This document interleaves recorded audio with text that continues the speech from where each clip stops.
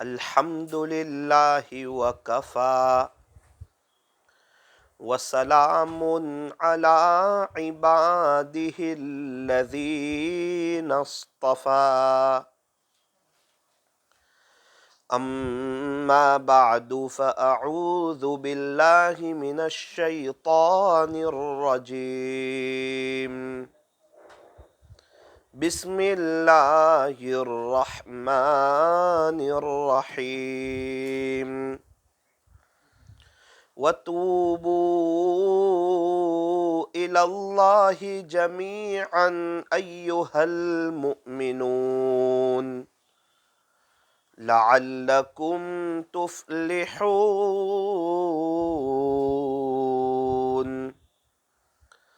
صدق اللہ مولانا العظیم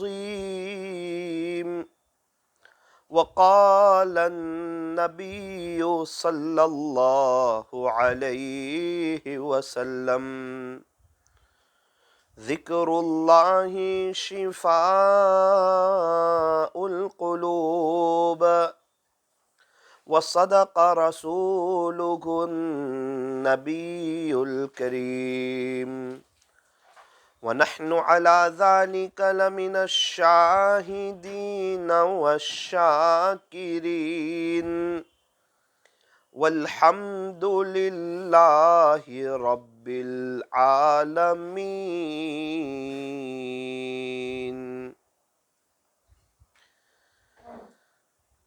غنیمت سمجھ زندگی کی یہ بہار، غنیمت سمجھ زندگی کی یہ بہار کہ آنا نہ ہوگا یہاں بار بار، کہ آنا نہ ہوگا یہاں بار بار۔ زندگی ہو رہی ہے مثل برف کے کم، رفتہ رفتہ چپ کے دم بدم، صبح ہوتی ہے شام ہوتی ہے، عمر یوں ہی تمام ہوتی ہے۔ گیا وقت پھر ہاتھ آتا نہیں، مرا بیل گھاس کھاتا نہیں، آگاہ اپنی موت سے کوئی بشر نہیں، سامان 100 برس کا پل کی خبر نہیں، سامان 100 برس کا پل کی خبر نہیں۔ موت سے کس کو رستگاری ہے، آج وہ تو کل ہماری باری ہے، آج وہ تو کل ہماری باری ہے۔ کر لے توبہ ابھی بھی وقت ہے، پھر یہ نہ کہنا کہ حساب بہت سخت ہے۔ اٹھ بندے باندھ کمر کیا ڈرتا ہے، پھر آگے آگے دیکھ اللہ کیا کرتا ہے، پھر آگے آگے دیکھ اللہ کیا کرتا ہے۔ محبت سے درود شریف پڑھ لیجئے۔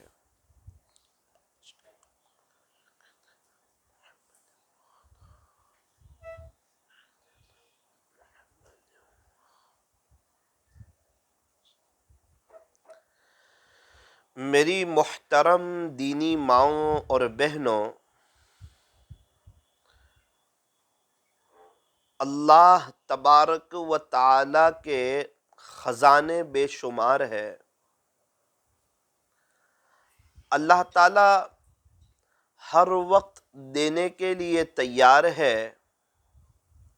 لینے والے کہاں ہیں، مانگنے والے کہاں ہیں، ہاتھ پھیلانے والے کہاں ہیں، منت سماجت کرنے والے کہاں ہیں، رونے والے کہاں ہیں، اللہ کو منوانے والے کہاں ہیں۔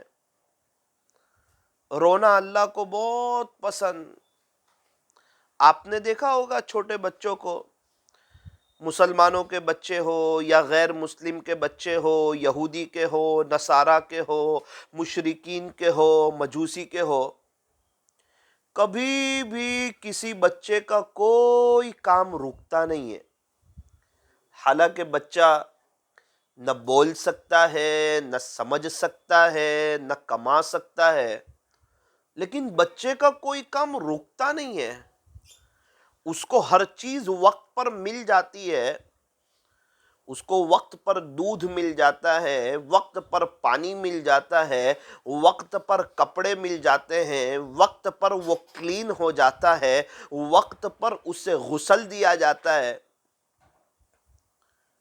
ہر چیز بچے کے وقت پر بچے کو مل جاتی ہے، بغیر بولے، بغیر سوچے، بغیر سمجھے، بغیر کمائے ہوئے۔ وجہ کیا ہے؟ بچے کا کام کیوں نہیں رکتا ہے؟ فرمایا کہ بے شک بچہ بولتا نہیں، بے شک بچہ سمجھتا نہیں، بے شک بچہ کمانے کے قابل نہیں، لیکن یوں فرمایا کہ بچے کو رونا آتا ہے۔ رونے کی وجہ سے اس کا کوئی کام رکتا نہیں۔ بچے کو پتا ہے میں روؤں گا میرا کام ہو جائے گا، میں روؤں گا مجھے دودھ مل جائے گا، میں روؤں گا مجھے کلین کر دیا جائے گا، میں روؤں گا مجھے پاک صاف کر دیا جائے گا، میں روؤں گا میرے ماں باپ مجھے گھمانے کے لیے لے جائیں گے۔ ایک واحد چیز ہے رونا۔ اس رونے کی وجہ سے بچے کا کوئی کام رکتا نہیں ہے، چاہے مسلمانوں کا بچہ ہو یا غیر کا بچہ ہو۔ بالکل اسی طرح اللہ کے ولیوں کا، اللہ کے عاشقوں کا، اللہ سے محبت کرنے والوں کا، اللہ کے نیک بندوں اور نیک بندیوں کا کوئی کام رکتا نہیں ہے۔ ہر کام وقت پر بہت آسانی سے، سہولت کے ساتھ، عافیت کے ساتھ، اطمینان کے ساتھ، خوش دلی کے ساتھ، بہت ہی بہترین طریقے پر ان کے سارے کام ہو جاتے ہیں۔ وجہ کیا ہے؟ وہ اللہ کے سامنے رونا جانتے ہیں۔ بچوں کا کوئی کام رکتا نہیں، کیونکہ بچہ رونا جانتا ہے۔ اللہ کے نیک بندوں، نیک بندیوں کا کوئی کام رکتا نہیں، کیونکہ وہ اللہ کے سامنے رونا جانتے ہیں۔ اللہ کی محبت میں رونا یہ اللہ کو بہت پسند ہے۔ اللہ کے خوف سے رونا یہ اللہ کو بہت پسند ہے۔ نماز میں اللہ کا دھیان لگاتے لگاتے رونا یہ اللہ کو بہت پسند ہے۔ قرآن شریف کی تلاوت کرتے کرتے رونا یہ اللہ کو بہت پسند ہے۔ رونے والوں سے اللہ بڑا پیار کرتے ہیں، بڑی محبت فرماتے ہیں۔ دنیا کے لیے رونے والے بہت ہیں۔ کاروبار میں لاس ہو گیا، رو رہے ہیں، یہ آپ کو بہت ملیں گے۔ کوئی پریشانی آئی تو رو رہے ہیں، یہ بھی آپ کو بہت ملیں گے، لیکن اللہ کے لیے رونے والے کیوں رو رہے ہیں؟ کہ اللہ کی محبت مل جائے۔ بھائی کیوں رو رہے ہیں؟ کہ مجھے تہجد کی توفیق مل جائے۔ بھائی آپ کیوں رو رہے ہیں؟ اللہ مجھ سے خوش ہو جائے۔ بھائی آپ کیوں رو رہے ہیں؟ قبر میں مجھے عذاب قبر سے بچا لیا جائے، کیونکہ میں دنیا کی تکلیف برداشت نہیں کر سکتی، میں عذاب قبر کہاں برداشت کر سکتی ہوں۔ مستورات اس لیے رو رہی، اس لیے تڑپ رہی۔ ایسے رونے والے، اللہ کی محبت میں رونے والے، اللہ کے خوف سے رونے والے، یہ اللہ کو بہت پسند ہے۔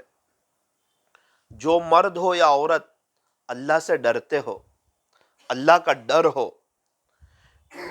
یہ بندے اللہ کو بہت پسند۔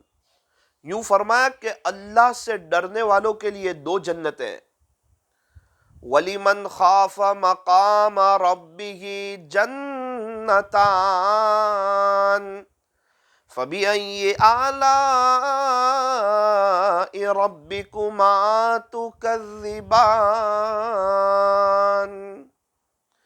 خلاصہ یہ اللہ سے ڈرنے والوں کے لیے دو جنتیں۔ وَأَمَّا مَنْ خَافَ مَقَامَ رَبِّهِ، اور جو اپنے پروردگار کے سامنے کھڑا ہونے سے ڈرا، وَنَهَى النَّفْسَ عَنِ الْهَوَىٰ، اور اپنے نفس کو خواہشات میں پڑنے سے روک لیا، فَإِنَّ الْجَنَّةَ هِيَ الْمَأْوَىٰ، فرمایا کہ جنت اس کا ٹھکانہ ہے۔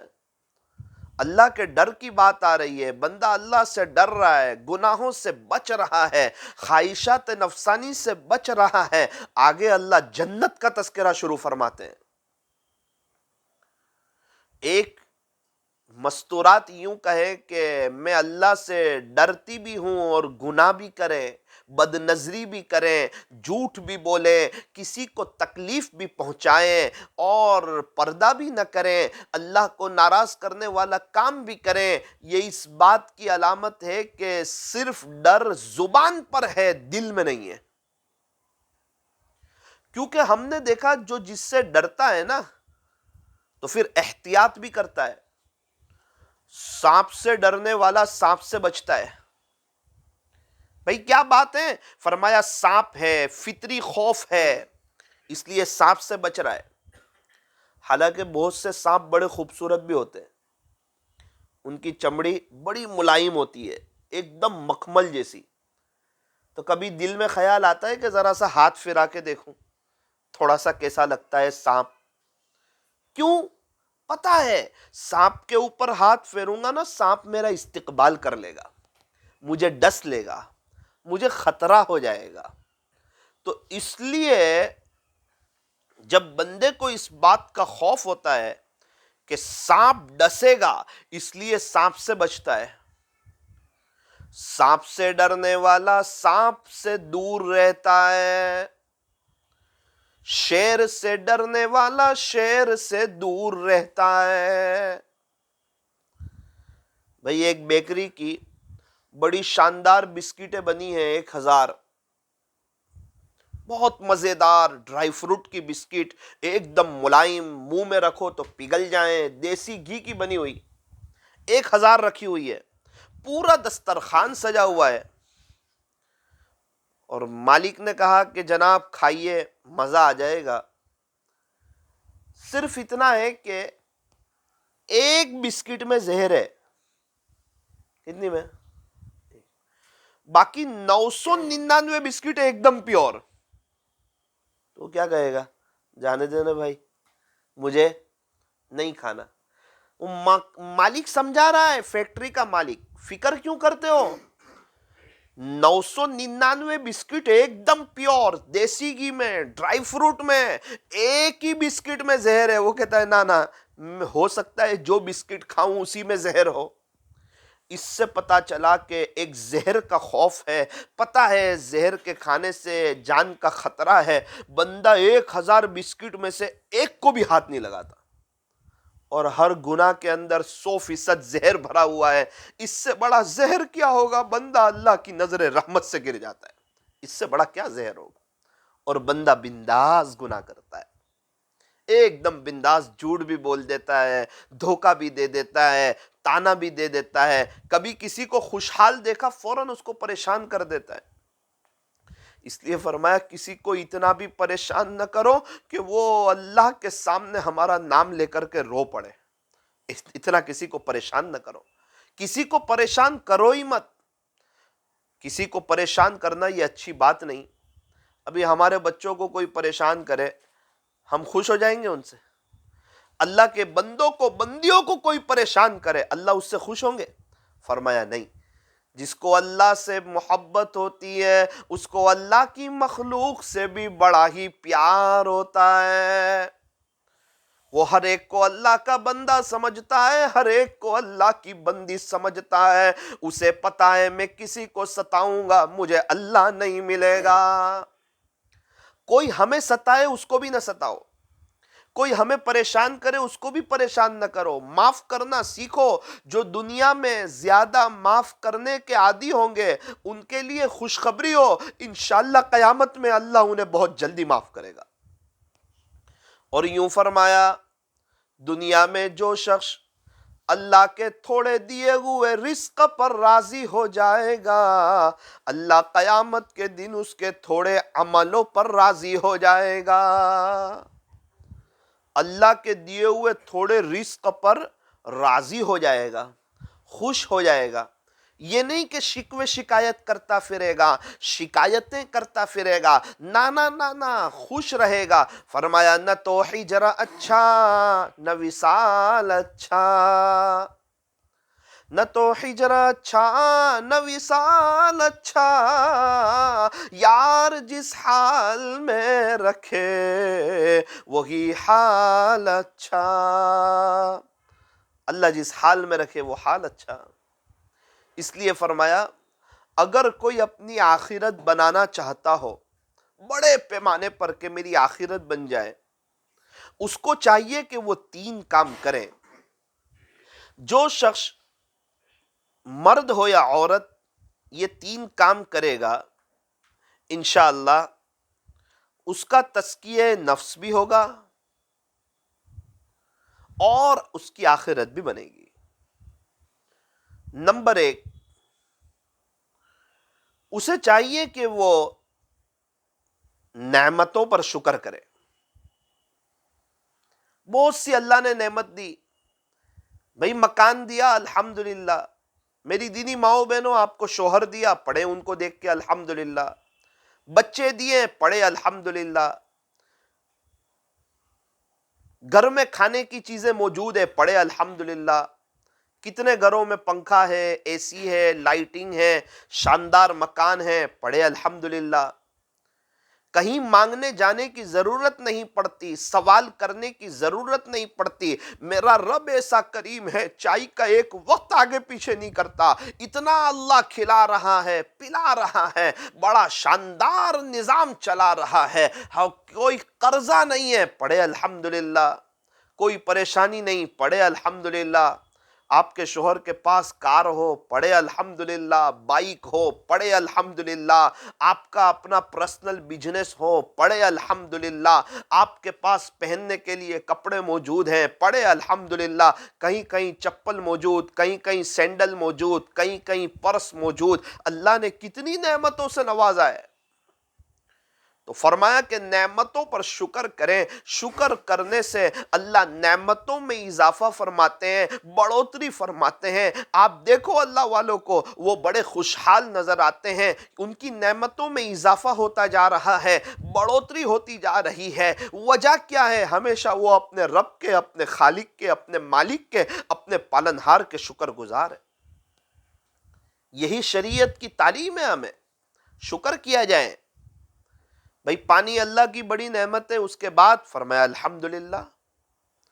کھانا اللہ کی بڑی نعمت ہے، اس کے بعد الحمدللہ الذی اطعمنا وسقانا وجعلنا من المسلمین. شروع میں الحمدللہ. بھائی سونا اللہ کی بڑی نعمت ہے، سو کر اٹھیں فوراً پڑھو الحمدللہ الذی احیانا بعدما اماتنا والیہ النشور. شروع میں کیا آیا؟ الحمدللہ. الحمدللہ ہمیں وقت پر کھانا مل جاتا ہے، کھانا ہضم بھی ہو جاتا ہے، ہم فارغ بھی ہو جاتے ہیں. اسی لیے فرمایا واش روم سے باہر نکلیں، بیت الخلاء سے باہر نکلیں تو پڑھیں غفرانک الحمدللہ الذی اذهب عنی الاذی وعافانی. شروع میں آیا الحمدللہ. چائے پی لی، چائے پینے سے پہلے پڑھے بسم اللہ، چائے پینے کے بعد فوراً پڑھے الحمدللہ. اللہ آپ کا شکر ہے. بہت سے لوگ کہتے ہیں ہم چائے پیتے ہیں نا ہمارا سر اچھا ہو جاتا ہے اور ہمیں ایک بشاشت آ جاتی ہے، سستی دور ہو جاتی ہے، چستی آ جاتی ہے، طبیعت میں نشاط آ جاتا ہے. جب چائے سے اتنے فائدے ہو رہے ہیں اور آپ کو چائے کا ملنا اتنا ضروری ہے، چائے نہ ملے آپ بے چین ہو جاتے، پریشان ہو جاتے، تڑپ جاتے. اس سے پتا چلا چائے اللہ کی نعمت ہے. لیکن کہاں ہے چائے سے پہلے بسم اللہ پڑھنے والے اور چائے کے پی کر اللہ کا شکریہ ادا کرنے والے؟ اپنے بچوں کو بھی سکھاؤ، بیٹا چائے پینے سے پہلے پڑھو بسم اللہ، چائے پینے کے بعد پڑھو الحمدللہ. اللہ کے نام سے پیو، پی کر اللہ کا شکر ادا کرو. چائے پینے کے بعد الحمدللہ پڑھنا، اللہ کا شکریہ ادا کرنا، یہ بہت بڑی نعمت ہے. آج ہمارے گھروں میں چائے پینے سے پہلے اور بعد میں دعا پڑھنے کا معمول نہیں. وجہ یہ ہے نہ مکتب میں یہ دعا سکھائی جا رہی، نہ گھروں میں دعا سکھائی جا رہی. چائے مشروبات کے قبیل سے ہیں اور جو چیز مشروبات کے قبیل سے ہوں پینے سے پہلے بسم اللہ پڑھا جائے، پینے کے بعد الحمدللہ پڑھا جائے. میری دینی ماؤں بہنوں، یہ عاجز یہ کہنا چاہتا ہے اگر دنیا میں آپ خوش رہنا چاہتے ہو، خوشحال زندگی گزارنا چاہتے ہو، بڑی مزیدار لائف گزارنا چاہتے ہو، نعمتوں میں اضافہ چاہتے ہو، بڑھوتری چاہتے ہو، کیا کرو؟ فرمایا شکریہ ادا کرنا سیکھ لو، شکوے شکایت نہ کرو. اللہ نے ہماری حیثیت سے بہت بڑھ کے دیا ہے، ورنہ اگر ہمیں ہمارے اعمال کے مطابق دیتا تو آج ہمارے پاس کچھ نہ ہوتا، ہم روڈ پتی ہوتے، ہم پریشان حال ہوتے. ماشاءاللہ اللہ تعالیٰ نے مختلف قسم کی نعمتوں سے ہمیں نواز رکھا ہے، ہم کسی کے محتاج نہیں. الحمدللہ اللہ تعالیٰ نے ہمیں صحت دی ہے، ہاتھ صحیح سالم، پیر صحیح سالم، زبان صحیح سالم، ناک صحیح سالم، کان صحیح سالم، دل دماغ صحیح سالم، بدن کے اعضاء صحیح سالم. اس رب نے ہمیں کئی بڑی بڑی بیماریوں سے بچایا. ہم میں سے کتنے ہیں ان کو شوگر سے بچایا، پریشر سے بچایا، ہارٹ کی تکلیف سے بچایا، دل دماغ کی تکلیف سے بچایا اور بینائی عطا فرمائی، سننے کی طاقت عطا فرمائی، بولنے کی طاقت عطا فرمائی. اللہ تعالیٰ نے مختلف قسم کی نعمتوں سے ہمیں نوازا. لیکن کہاں ہیں الحمدللہ پڑھنے والے، شکریہ ادا کرنے والے؟ جس کو بھی دیکھو رو رہے ہیں، ناشکری ہے. اسی لیے فرمایا دنیا کے معاملے میں کبھی بھی اپنے سے اوپر والے کو نہ دیکھو. فلاں تو اتنا مالدار ہے، فلاں کا مکان اتنا اچھا ہے، فلاں عورت کے پاس اتنا اچھا موبائل ہے، اتنا مہنگا برقع ہے، اتنا شاندار پرس ہے، ان کی شادی میں اتنا خرچہ ہو رہا ہے. فرمایا دنیا کے معاملے میں کبھی بھی اپنے سے اوپر والے کو نہ دیکھو. دنیا کے معاملے میں ہمیشہ اپنے سے نیچے والے کو دیکھو، اپنے سے پریشان حال لوگوں کو دیکھو، جن کے گھروں میں کھانا نہیں ان کو دیکھو، جن کی زندگیاں بھیک مانگ مانگ کے گزر رہی ہے ان کو دیکھو، جن کے پاس رہنے کے لیے مکان نہیں ہے، فٹ پاتھ پہ وہ سو رہے ہیں انہیں دیکھو، جن کے گھروں میں بچوں کے لیے جولیاں نہیں، فٹ پاتھ پر چادر باندھ کر کے اپنے بچوں کو جھولے دیتے ہیں، سلاتے ہیں. کتنے لوگ ایسے ہیں کہ ان کے بچوں بچیوں کے پاس پہننے کے لیے جوتے نہیں ہوتے، چپل نہیں ہوتے. اس لیے فرمایا دنیا کے معاملے میں اپنے سے نیچے والے کو دیکھو، شکر ادا کرنے کی توفیق ہوگی. ابھی میں گیا تھا ہسپتال میں، آئی سی یو روم میں نے دیکھا لوگ پریشان، جوان، بڑی عمر والے، بچے، بوڑھے. اللہ اکبر. ایسی ایسی تکلیفوں میں واقعتاً اللہ کا شکر ادا کرنے کا موقع ملا. رب تیرا احسان ہے کہ ہم صحت مند ہیں, چل رہے ہیں, پھر رہے ہیں, ورنہ میں آپ کو کیا بتاؤں. 3 دن پہلے ایک جگہ مجھے جانے کا اتفاق ہوا. میں نے لوگوں کو آئی سی یو روم میں پریشان حال دیکھا, بیڈ پر دیکھا, اچھے اچھے جوانوں کو تڑپتے ہوئے دیکھا. گزشتہ کل صبح میں مجھے ایک دوسری ہسپتال میں ڈائیلیسس روم میں جانے کا موقع ملا. آپ کو کیا بتاؤں, ایک بیڈ خالی نہیں تھا. ایک 18 سال کا بچہ ڈائیلیسس کروا رہا تھا, اس کی ماں بے چین بیٹھی تھی. میں نے پوچھا کیا ہو گیا؟ کہا یہ میرا بچہ ہے, 9ویں کلاس کے بعد اس کو اسکول سے اٹھا لیا, اس کی دونوں کڈنی فیل ہے, ہم ڈائیلیسس کے لیے آتے ہیں. دوسرے سے پوچھا تو انہوں نے کہا کہ ہفتے میں 3 دن ہماری ڈائیلیسس ہوتی ہے. تیسرے ایک نوجوان آدمی 35 سال کی عمر, دیکھ کے پتہ ہی نہ چلے, اس نے کہا میری بھی ہفتے میں 3 دن ڈائیلیسس ہوتی ہے. اس سے پتہ چلا ہم اللہ کا شکر ادا کریں, ہم صبح اٹھ کے چہرہ دھونے کے لیے جاتے ہیں. کتنے لوگ ایسے ہیں جو صبح اٹھ کے اپنے گردے دھلوانے کے لیے جاتے ہیں. اللہ کرے ہم صحت کو نعمت تو سمجھے, صرف پیسے کو ہی نعمت سمجھ رہے ہیں, اسی لیے تو پریشان ہیں. صحت بہت بڑی نعمت ہے, اسی لیے فرمایا صحت کی قدر کرو بیماری سے پہلے پہلے.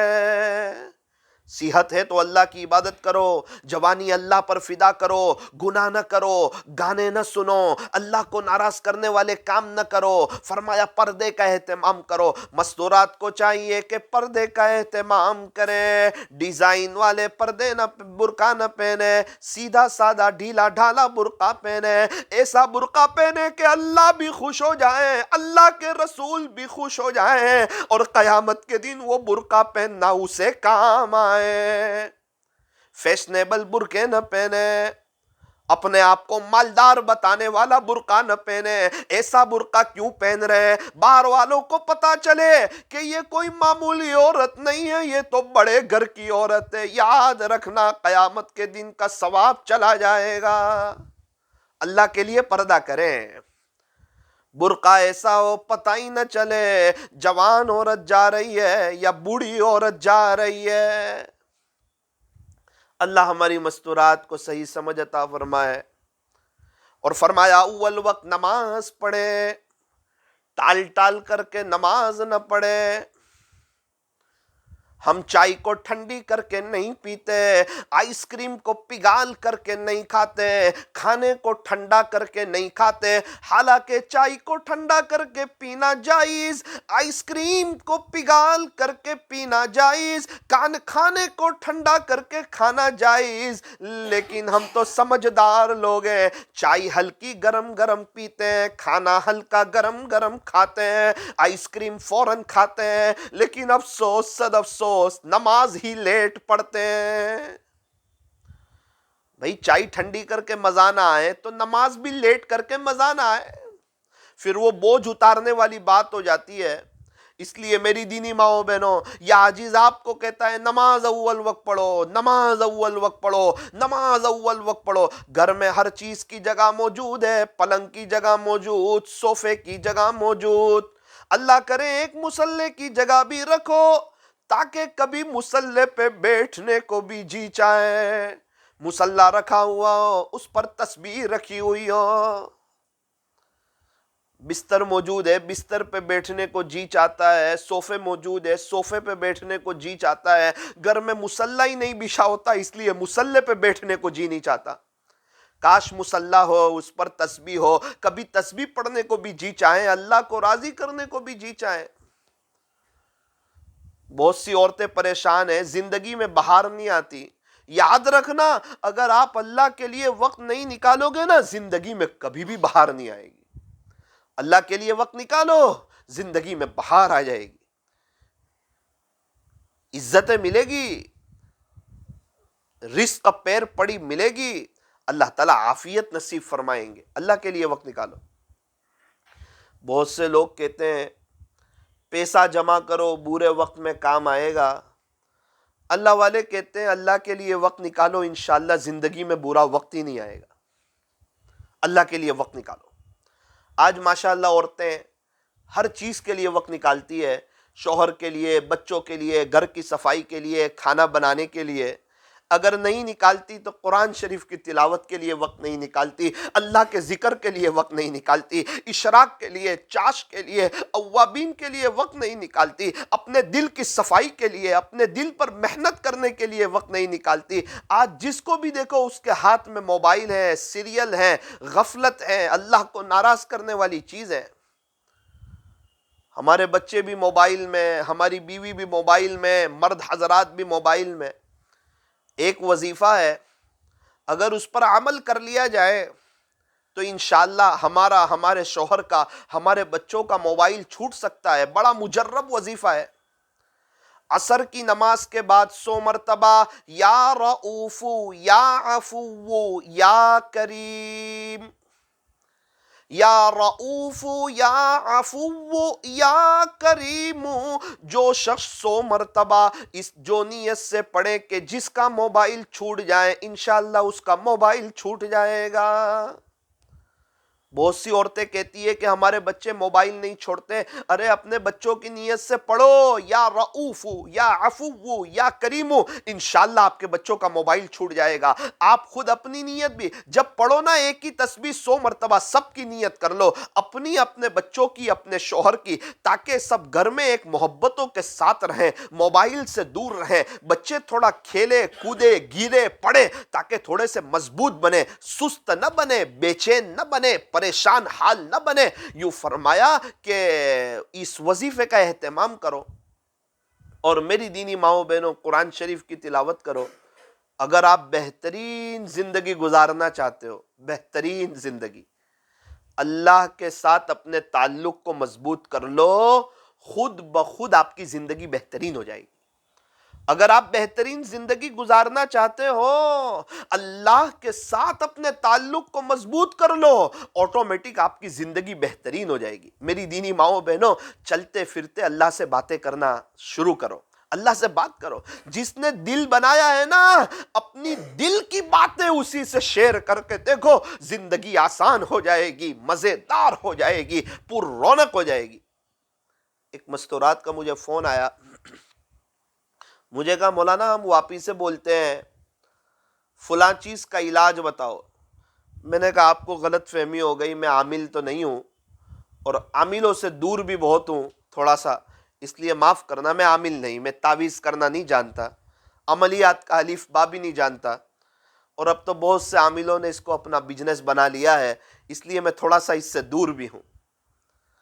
آپ کے پاس کوئی عمل؟ میں نے بولا ہاں میرے پاس ایک عمل ایسا ہے، اگر تو وہ عمل کر لینا اللہ تیری عاملوں سے جان چھوڑا دے گا۔ وہ عمل کون سا ہے؟ میں نے کہا کہ ایک ایڈریس میں جانتا ہوں، رات 3:30 سے 4:30 بجے کے درمیان، رات کے آخری پہر میں اللہ خود پہلے آسمان پر آ جاتے ہیں اپنے بندوں کے، اپنی بندیوں کے کام کو بنانے کے لیے۔ بس آپ نے جس درد کے ساتھ بات مجھے کہی ہے، آپ رات میں اٹھیں، 1-2 منٹ وضو کریں، 2 منٹ میں آپ تہجد پڑھیں، 4-5 منٹ وہ باتیں اپنے اللہ سے کہہ دیں، یقین کے ساتھ مجھے امید ہے میرا رب آپ کے سارے مسائل حل کرے گا، آپ کے سارے پرابلم سولو ہو جائیں گے۔ تقریباً 2 دن کے بعد کچھ اس طرح فون آیا، مولانا صاحب الحمدللہ میں رات اٹھ رہی ہوں، میرے مسئلے حل ہو رہے ہیں، مجھے ایڈریس مل گیا ہے، آج کے بعد نہ آپ کو فون کروں گی نہ کسی عامل کے پاس جاؤں گی۔ او میری دینی ماؤں بہنوں، کیا پریشانی ہے آپ کو؟ کیا تکلیف ہے؟ کیا بے چینی ہے؟ کچھ قرضہ ہے؟ کیا آپ کوئی اچھے گھر میں رہنا چاہتی ہو؟ کیا آپ کا شوہر آپ کی طرف توجہ نہیں دیتا؟ کیا آپ کو آپ کی ساس کی طرف سے یا بہو کی طرف سے، دیرانی کی طرف سے، جیٹھانی کی طرف سے، بھابھی کی طرف سے، کس کی طرف سے تکلیف ہے؟ کیا آپ عمرہ کرنا چاہتی ہو؟ یہ رات کے آخری پہر میں 10 منٹ اللہ کو دو، آپ کا شوہر بھی آپ کا ہوگا، آپ کے بچے بھی آپ کے ہوں گے، آپ کی زندگی بڑی سکون والی، بہاروں والی ہو جائے گی۔ اللہ تبارک و تعالی ہمیں صحیح سمجھ عطا فرمائے۔ اس عاجز سے یہ تہجد والا وظیفہ لے کر کے جاؤ، اللہ تعالیٰ گناہوں سے ہماری جان چھڑائے۔ اس لیے میری دینی ماؤں بہنوں، سب سے پہلی بات پردے کا ہمیشہ اہتمام کرنا۔ نمبر 2، اول وقت نماز پڑھنا۔ نمبر 3، ہمیشہ مسواک کا اہتمام کرنا۔ نمبر 4، آپ اپنے کھانا بنائیں وضو کے ساتھ، اللہ کے ذکر کے ساتھ۔ کھانا بنائیں، انشاءاللہ آپ کے شوہر کے دل میں آپ کی محبت بڑھ جائے گی، آپ کے بچے آپ کے فرما بردار ہو جائیں گے۔ اگر آپ کے بچے چھوٹے ہو، کوشش کریں وہ حافظ بن جائیں، عالم بن جائیں، قاری بن جائیں، مفتی بن جائیں، کل کو آپ کی قبر پہ آ کے ایصال ثواب کریں گے، کل کو آپ کے لیے روئیں گے، جنازے کی نماز آپ کی پڑھائیں گے نا، رو رو کے پڑھائیں گے کہ میری ماں کا جنازہ ہے۔ ارے اپنے بچوں کو دین سکھاؤ، یہ دین بچوں کو سب کچھ سکھا دے گا، صرف ہائے دنیا دنیا نہ سکھاؤ۔ ہمیں کیا ہو گیا، ہم اپنے بچے کو انگریزی لباس پہناتے ہیں، شرٹ پینٹ پہناتے ہیں، جینس ٹی شرٹ پہناتے ہیں۔ ارے یہ بچے بڑے ہو کے اگر اللہ کے نافرمان ہوئے نا تو آپ کے بھی نافرمان بنیں گے، صرف جمعہ جمعہ کفنی پائجامہ پہنیں گے، وہ بھی ان کو شرم آئے گی، وجہ ان کے ماں باپ ہے، بچپن میں ان کو اسلامی لباس نہ پہنایا، اسلامی لباس سے دور رکھا، مدینہ منورہ کے کلچر سے دور رکھا۔ وہ ماں باپ اپنے بچوں کی آخرت بھول گئے، ان کی قبر بھول گئے، ان کا حساب کتاب کا دن بھول گئے، صرف ان کی 50-60 سالہ زندگی کا سوچا۔ ماں باپ بھی پریشان، اولاد بھی پریشان۔ میری دینی ماؤں بہنوں، بچے چھوٹے ہیں، جب تک درخت کی شاخ چھوٹی ہو جس طرف مڑاؤ اس طرف مڑ جاتی ہے۔ آپ کو اللہ کا واسطہ اسلامی لباس پہناؤ، کفنی پائجامے پہناؤ، جبے پہناؤ، سر پہ ٹوپی پہناؤ، ابھی سے ان کو نیک بناؤ، اللہ والوں کے واقعات ان کو سناؤ، فضائل اعمال کی تعلیم میں ان کو بٹھاؤ، ان کو بد دعائیں نہ دو، ان کو دعائیں دو، ان کی اچھی تربیت کرو۔ ہر وقت غصے میں رہنا، مارتے رہنا، یہ اچھی بات نہیں ہے۔ اپنے بچوں کو وقت دو، یہ بچے بڑے ہو کے ہم کو وقت دیں گے۔ اللہ تعالی ہمیں صحیح سمجھ عطا فرمائے۔ یہ ایک تسبیح تھی، یا رؤوف، یا عفو، یا کریم۔ عصر کے بعد 100 مرتبہ فیملی کا موبائل چھوٹ جائیں، اس نیت سے پڑھ لی جائیں۔ یہ تینوں اللہ تعالیٰ کے پیارے پیارے نام ہیں۔ انشاءاللہ اللہ کے نام کی برکت سے موبائل چھوٹ جائے گا، یقین مانو موبائل چھوٹے گا، بہت سے گناہ سے ہم بچ جائیں گے، ہمارے بچے غفلت سے بچ جائیں گے، کچھ آخرت کی تیاری کا وقت ملے گا۔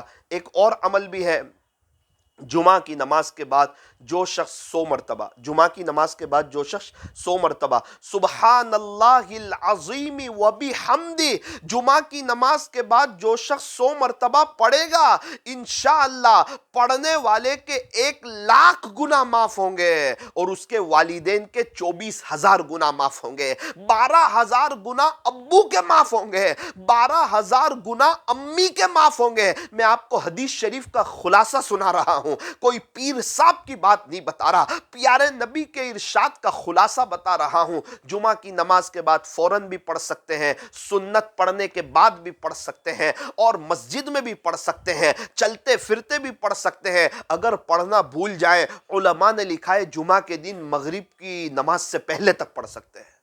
سبحان اللہ العظیم وبحمدہ۔ ایک عورت تھی، اس نے جمعہ کے بعد پڑھنا شروع کر دیا۔ اب مستورات تو گھر میں ہوتی ہے، ظہر پڑتی ہے، لیکن جمعہ کا دن ہو نا تو ظہر کے بعد مستورات کی عمل کر لیں۔ ایک عورت نے پڑھنا شروع کیا، 5 سال کے بعد اس کی ماں اس کے خواب میں آئی اور کہا بیٹی میں بڑی گنہگار تھی، ہر جمعہ کے دن تو ظہر کے بعد یعنی جمعہ کے دن جو جمعہ کی نماز ہوتی ہے اس کے بعد جو تو پڑھتی تھی نا 100 مرتبہ، ہر جمعہ کو میرے 12,000 گناہ معاف ہوتے تھے، آج کا وہ دن ہے کہ الحمدللہ میرے سب گناہ معاف ہو گئے۔ خلاصہ یہ ہے خدا نے مجھے معاف کر دیا۔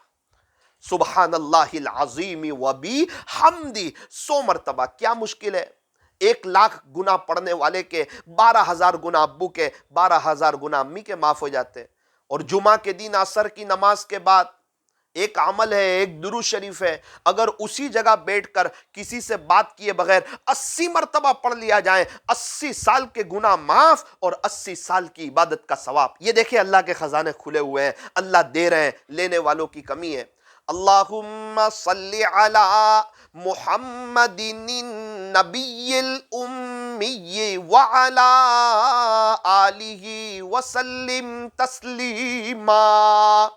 جمعہ کے دن عصر کی نماز کے بعد اپنی جگہ بیٹھ کر کسی سے بات کیے بغیر، خلاصہ یہ جو شخص 80 مرتبہ پڑھے گا اس کے 80 سال کے گناہ معاف ہو جائیں گے اور 80 سال کی عبادت کا ثواب لکھا جائے گا۔ اس پر بھی عمل کر لیا جائے۔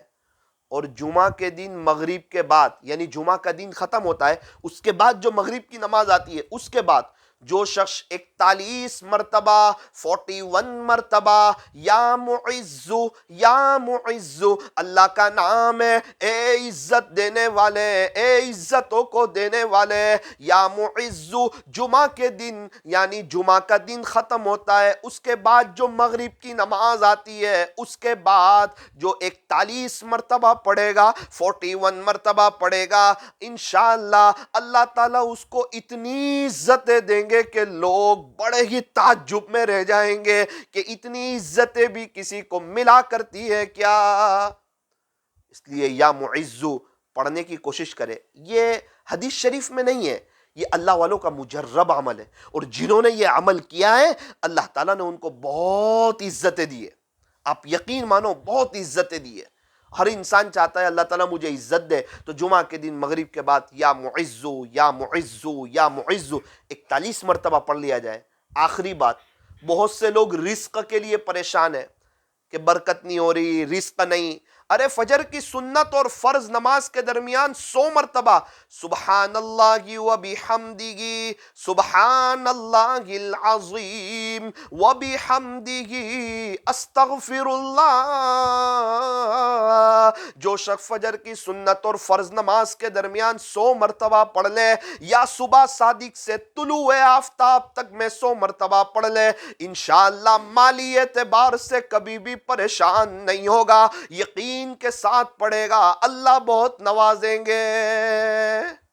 میری دینی ماؤں بہنوں، درود شریف بھی زیادہ پڑھتی رہیں، اپنی آخرت کو بناتی رہیں، اپنی موت کو ہر وقت یاد رکھیں، شوہر کی خدمت کریں، بچوں کی اچھی تربیت کریں، اول وقت نماز پڑھیں، اللہ کو راضی کر کے زندگی گزاریں، اپنے محرم رشتہ داروں کے ساتھ اللہ کے راستے میں وقت لگاتی رہیں، آپ کے شوہر مسجد وار جماعت میں بیٹھے گشتوں میں جڑیں، اس کی تشکیل کرتی رہیں، روزانہ رات میں اپنے گھر میں فضائل اعمال کی تعلیم کریں۔